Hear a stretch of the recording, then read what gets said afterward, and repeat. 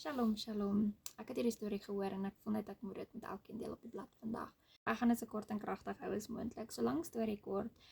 Daar's 'n agent wat na die ou toe kom en hy sê vir hom, "Hoor, ek wil jou huis koop." En hy sê vir hom, "Maar jy kan nie my huis koop nie." En 'n rukkie gaan verby en die ou plan om karring. Hy wil sy huis koop, en hy weier.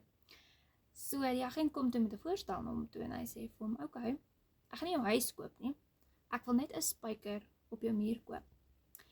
En so onskuldig soos wat dit klink, sê die ou toe, "Oké, dis reg. Jy kan die spyker op my muur koop. Wat kan jy daarmee maak?" En 'n dag later, of 'n week later, kan nie presies onthou hoe lank later nie, kom die agent by hom aan met 'n sak in sy hand. En die ou vra vir hom, "Wat is dit?" En hy sê dit is 'n verrotte karkas. En hy sê, "Maar jy kan nie dit in my huis hang nie." Hy sê, "Maar jy het geen sê nie. Ek het die spyker op jou muur gekoop. Dit is my spasie." Op die einde van die dag kon die ou toe nie meer met die reuklewe daar binne nie. En hy het opgeëindig om sy huis te verkoop. Punt van die storie is, die vyand het nie altyd groot dinge in jou lewe nodig om 'n weg in te kry nie.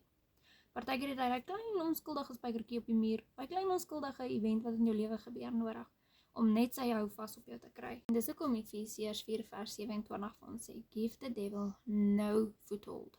Nie some nie, nie 'n big nie, no foothold. Sien, dit vat net daai een onskuldige depressiewe liedjie om jou te laat glo jy's niks werd nie. Daai een horror movie wat vrees laat saai. Daai een wêreldse vriendskap of verhouding wat jou aandag aftrek van die Vader af. Of selfs net wat jy doen met jou tyd. Daai dinge wat jy so besig hou, jy kry nie tyd om in die Vader se teenwoordigheid te spandeer nie. En dis hoekom 1 Petrus 5:8 vir ons sê, "Be vigilant and be sober minded." Miskien het iemand nodig gehad om dit te hoor vandag. Shalom, shalom.